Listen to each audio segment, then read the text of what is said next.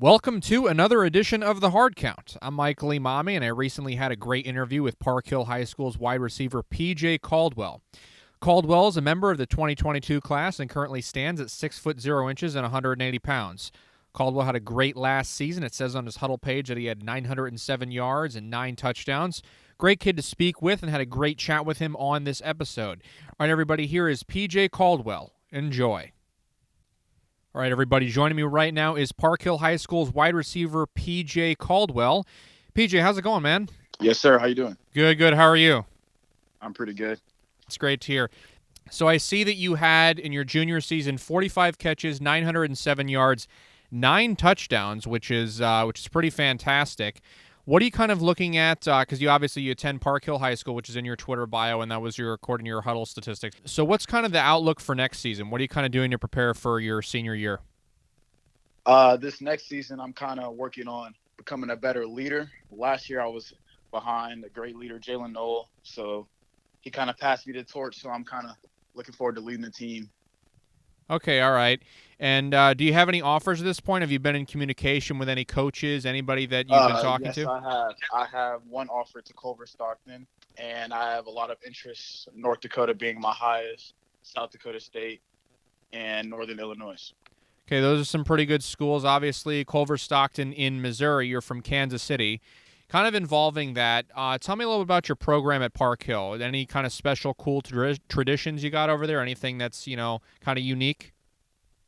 One thing I like this year, since we have a new coach, I like how he, as a team, like he punishes as a team. So if one person messes up, then we all have to mess up. So that's kind of accountability, which that kind of plays that leader role, and it kind of helps me become a better person on and off the field.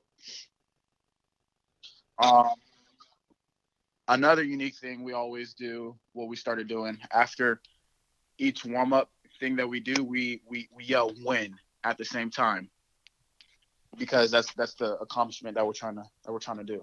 We're trying to win. So after every stretch or every drill, we yell win. Really? So you got kind of an interesting kind of culture you got going on there with a new coach, and kind of tell me about your relationship with him. How's that kind of been working out? I'd say our relationship is pretty good. He considers me as one of the leaders of the team, as what we call platoons. So I could say our relationship's pretty close for knowing someone less than 6 months. What kind of workouts have you been doing? What's kind of your workout regimen look like? Um, we Mondays, Tuesdays, and Thursdays we have this thing called ADP, which is weights, and then we'll go outside and go do a quick walkthrough of plays that we have and all that stuff. And Tuesday nights we have 7-on-7. Wednesdays we have hog heaven for our offensive line and defensive line, and Fridays are scrimmage days. So Fridays are the days we'll scrimmage against teams if we have it on our schedule. If not, that is our day off. So, kind of what have you been doing in terms of camps and stuff like that?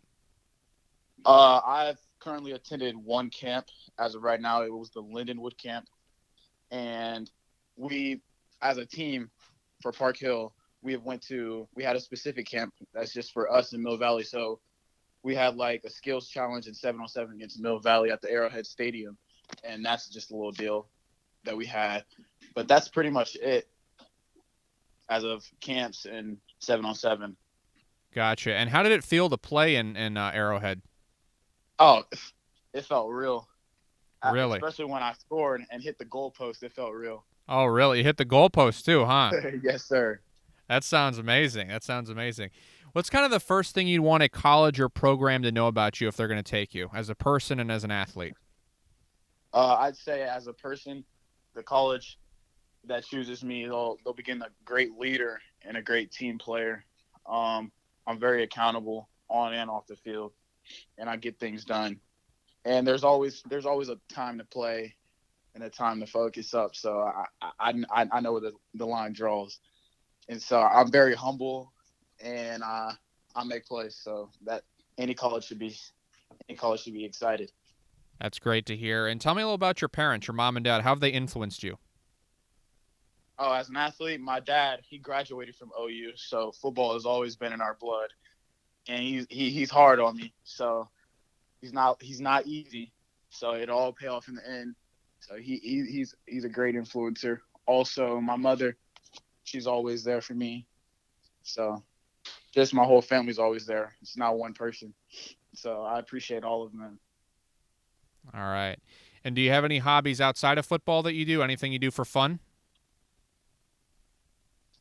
I go to the weight room. I don't really have a lot of free time. The time that I have free, I'm usually working or I'm resting because I have a lot of other sports: indoor track, outdoor track, football, 7-on-7, all of the above. Gotcha. So I don't really have free time.